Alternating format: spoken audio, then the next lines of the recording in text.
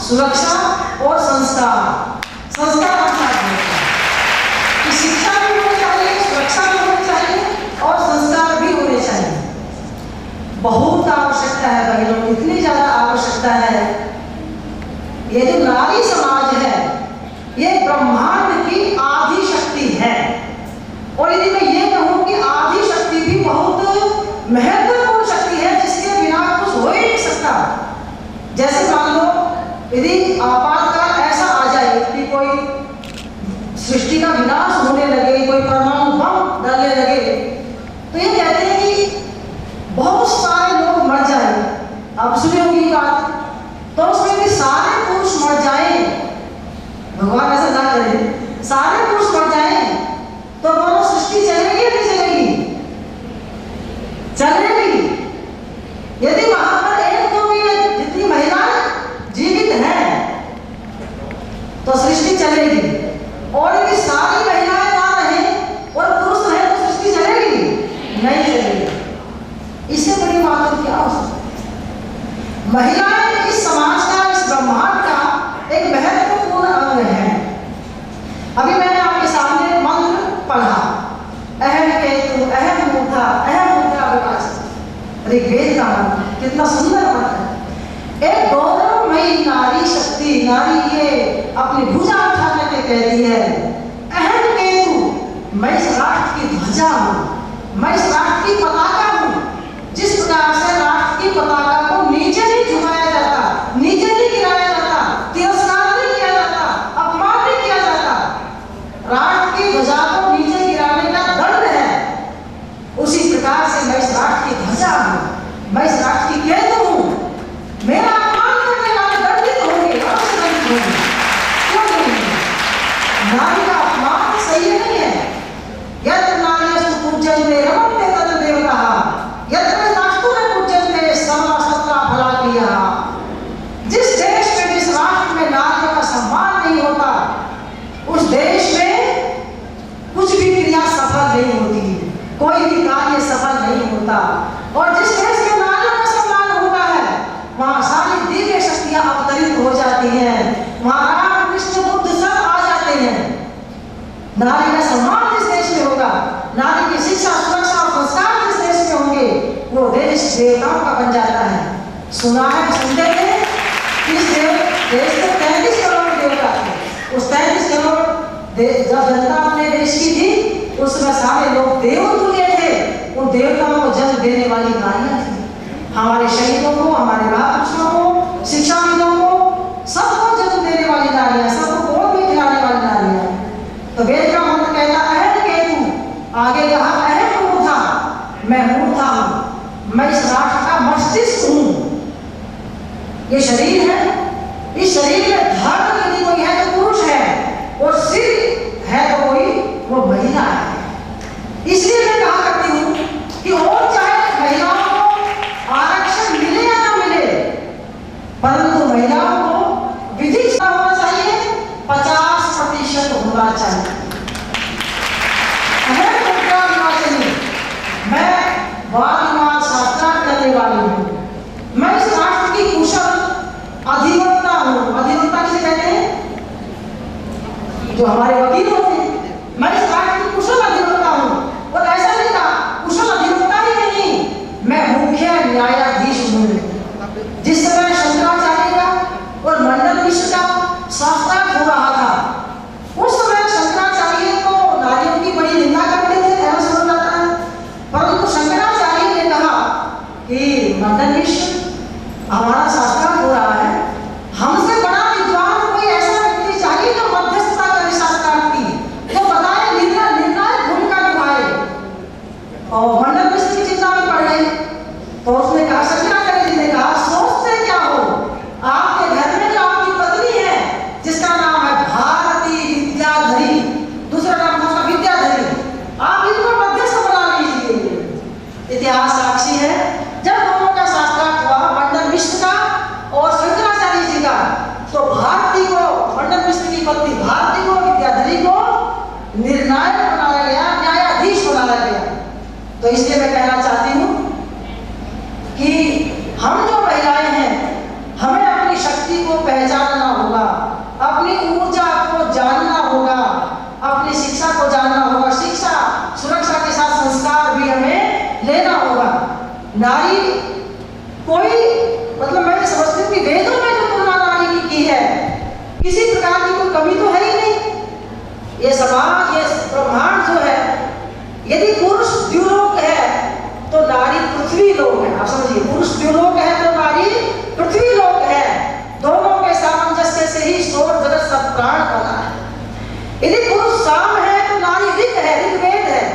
ऋचा है, दोनों के सामंजस्य से इस सृष्टि का सामगान होता है।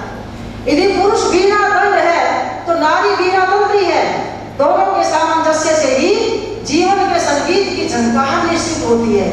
यदि पुरुष नदी का एक तट है तो नारी नदी का दूसरा तट है, दोनों के मध्य में ही जीवन के विकास की और वैयक्तिक सामाजिक विकास की और वैयक्तिक विकास की धारा बहती है।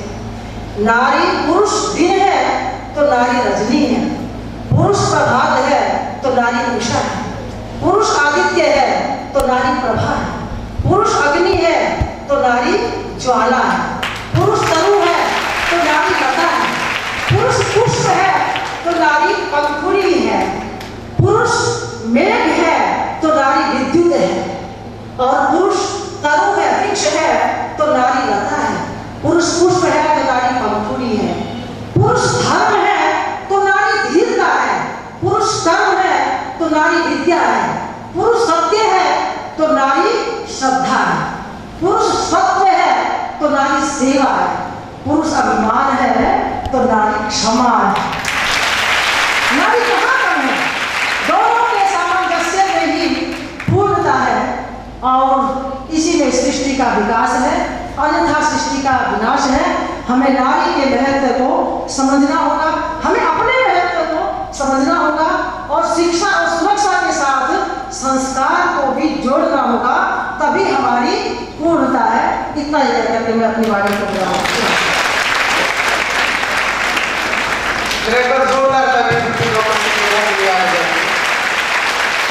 इससे सुंदर व्याख्या नहीं हो सकती पुरुष और नारी के मध्य संबंधों की बहुत अच्छी विवेचना आपने की, और इसीलिए आप सुमेधा हैं, आपका हर श्रम साध्य है बालिकाओं के रूप में जिनका भविष्य ऊर्ध्वगामी है।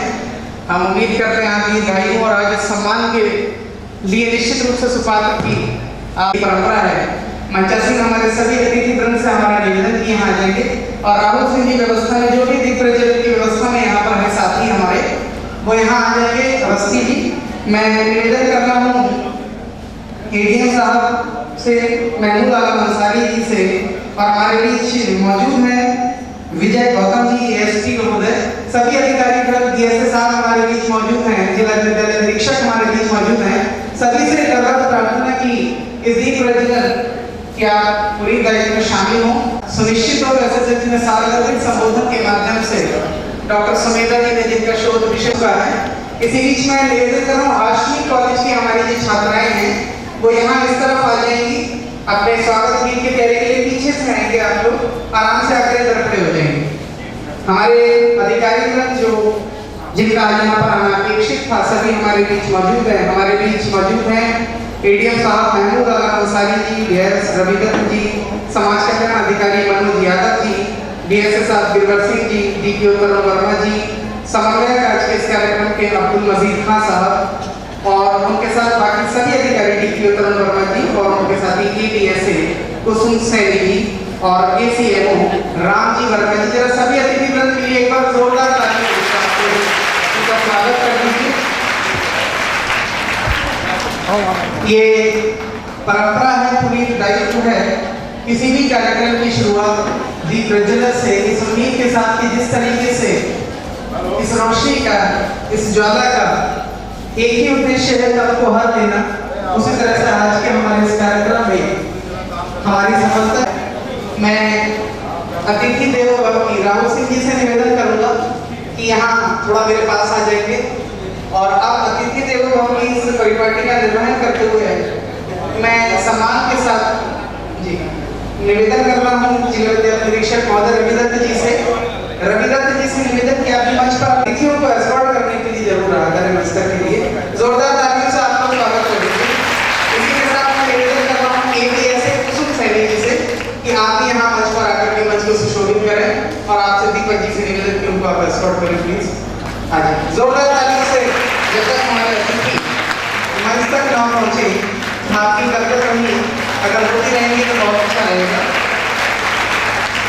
हमारे हिंदुस्तान परिवार से हमारे यूनिट हेड आदरणीय श्री योगेंद्र सिंह जी यहाँ पर मौजूद हैं, और संपादक श्री मनीष मिश्र जी भी मौजूद हैं। जोरदार तालियों से आप उन दोनों का स्वागत करते हैं। मैं निवेदन करूँगा आगे आएंगे आप लोग अतिथियों के स्वागत के लिए। अवस्थी जी बुके की व्यवस्था बनाए और इसी क्रम में सबसे पहले मैं निवेदन कर रहा हूँ यूनिट हेड श्री योगेंद्र सिंह जी से कि आप एक बुके देकर एडीएम साहब हैं और एडीएम साहब का ये बुके देकर स्वागत करते हुए हिंदुस्तान के यूनिट हेड श्री योगेंद्र सिंह जी जोरदार।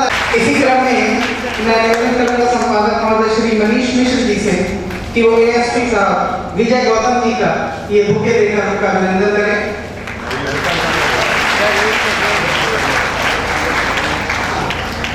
मैं राहुल सिंह जी से ये बुके आप सर यही बने रहेंगे प्लीज सर आप प्लीज बने रहेंगे।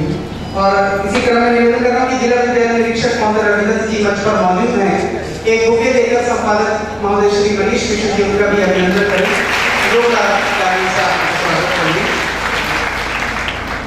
राहुल सिंह जी से निवेदन करूंगा कि एक बुके देकर के आप हमारी बीएसएम महोदय यहाँ पर मौजूद हैं कुसुम सैनी जी और उनका अभिनंदन करें। इसके साथ ही मंच पर मौजूद हैं बीएसए गिरवर सिंह जी, एक बुके देकर आप उनका भी अभिनंदन करें। राहुल सिंह जी से निवेदन, आपकी तालियों में खुशी हो रही है। अतिथि देवो भव ये हमारी परंपरा है और इसका निर्वहन के साथ ही हमारे कार्यक्रम की सफलता सुनिश्चित होती है।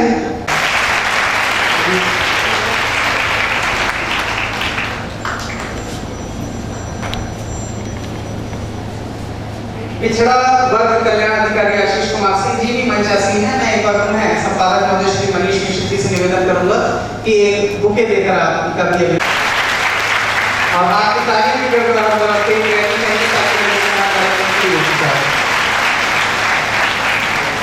हैं संपादक महोदय श्री मनीष मिश्र जी से कि एक बुके देकर के आप मनोज यादव जी का भी स्वागत करें यहाँ मंच पर। आप लोगों की तारीफ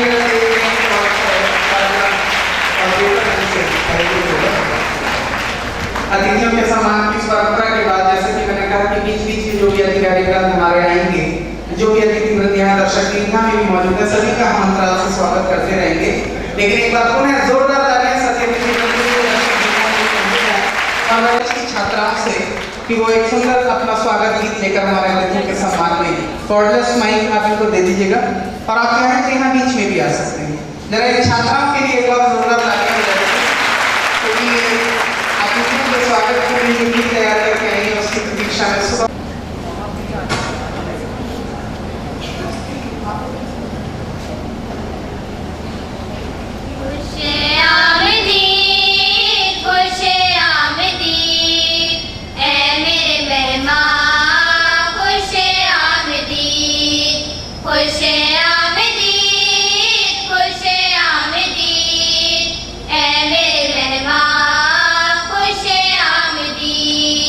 आ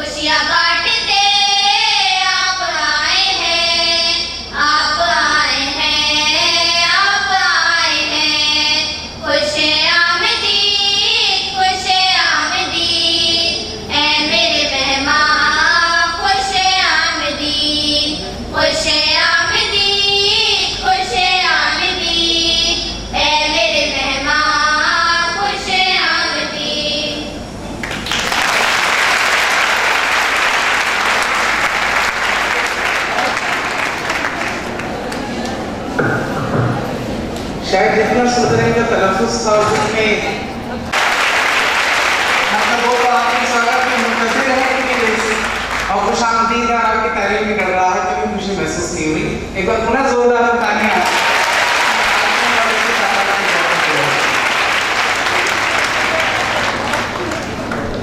एक और सुंदर यहाँ पर लघु नाटिका गीत नाटिका है बेसिकली, जिसके और फिर अभिनय करने के लिए उसी विद्यालय की छात्राएं अपनी शिक्षिका के निर्देशन में यहाँ एक प्रस्तुति देंगी। इससे पहले भी उनका ये लघु नाटिका जो कि छंदबद्ध है, गीत में है, सुर लय व ताल में है, ये शुरू हो। हमारे बीच अतिथियों का एक सम्मान अपेक्षित है। मौजूद है हमारे बीच चेयरमैन हाशमी ग्रुप से डॉक्टर सिराजुद्दीन हाशमी जी। मैं निवेदन करूंगा संपादक महोदय श्री मनीष मिश्र जी से कि एक बुके देकर के आप हाशमी ग्रुप के चेयरमैन हमारे डॉक्टर सिराजुद्दीन हाशमी जी का स्वागत करें। तरुण वर्मा जी, मैं निवेदन करूंगा यूनिट हेड श्री योगेंद्र सिंह जी से कि तरुण वर्मा जी का भी एक बुके लेकर आप उनका भी स्वागत करें। और आप सभी से निवेदन है कि जो DIO हमारे बीच मौजूद हैं नलिन कौशिक जी। नलिन कौशिक जी के स्वागत के लिए मैं निवेदन कर रहा हूँ संपादक महोदय श्री मनीष मिश्र जी से कि नलिन कौशिक जी को एक बुके देकर के आप उनका अभिनंदन करें, स्वागत करें। GIC के प्रिंसिपल हमारे बीच मौजूद हैं खुर्शीद जैदी जी। संपादक जी से निवेदन पुनः कि आप उन्हें भी एक बुके देकर उनका भी अभिनंदन करें। आप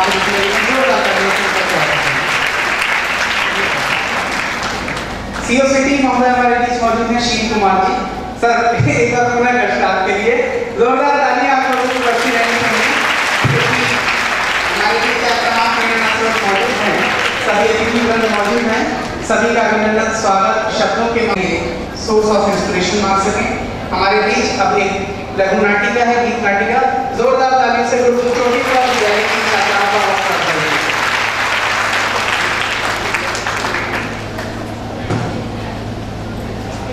लिंग भेद, जेंडर इनइक्वालिटी और इसके कई शेड्स हैं जो हमारे समाज में मौजूद हैं, और अनेकों चीजें हमारे परिवारों में इस रूप में विद्यमान है, इतनी सहजता के साथ है कि जो इस बुराई के शिकार हैं उनको भी कहीं ना कहीं लगने लगता है कि इतना तो चलेगा, भाई बहन में, बेटा बेटी में इतना फर्क तो चल ही जाएगा।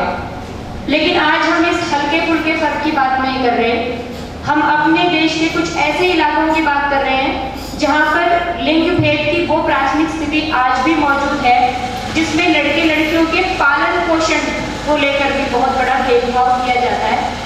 हो सकता है हमें इन सब चीज़ों को देख के आश्चर्य हो कि ऐसा भी कहीं होता होगा, लेकिन दुर्भाग्य से हमारा ये आश्चर्य का भाव हमारे समाज में उपस्थित उन बुराइयों को नकार नहीं पाएगा। वो चीज़ें हैं और उनके प्रति हम सभी को सावधान होने की आवश्यकता है। इसी प्रकार के भेदभाव को सम्मुख लाती हुई ये नाटिका है कौन बड़ा लड़का लड़की में, जिसमें नाटिका में प्रस्तुत यथास्थिति के आधार पर बेटे का नाम सुखिया और बेटी का नाम दुखिया है, क्योंकि इसी प्रकार से वो आपको जूझते हुए दिखाई देंगे। एक के सामने अपार संभावनाएं हैं और एक के सारे दरवाजे बंद हैं। तो आइए इस नाटिका के माध्यम से हम उस स्थिति को भी देखने का साहस पैदा करें, कम से कम देखने का तो करें, जो कहीं ना कहीं हमारे देश में बहुत ही गहराई से बसी हुई है। हम सौभाग्यशाली हैं कि हमारे क्षेत्र में वो समस्या दिखती नहीं है, लेकिन ऐसे भी इलाके हैं जहाँ वो है। आइए आरम्भ करते हैं।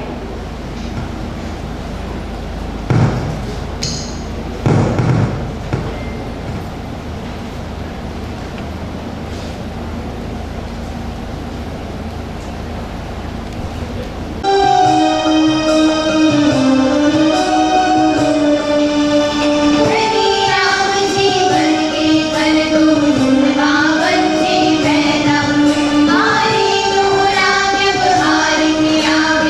you.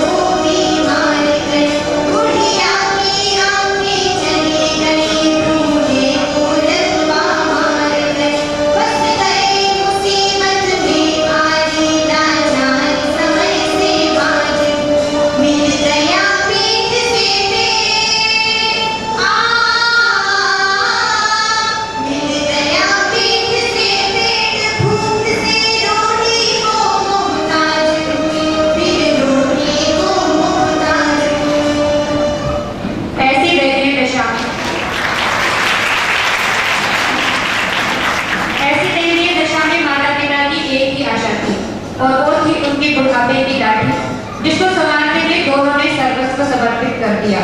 उनका लाडला बेटा सुखिया। और स्वाभाविक है, अपनी तनख्वाही के दिनों में दोनों के कदम अपने बेटे सुखिया की ओर बढ़े।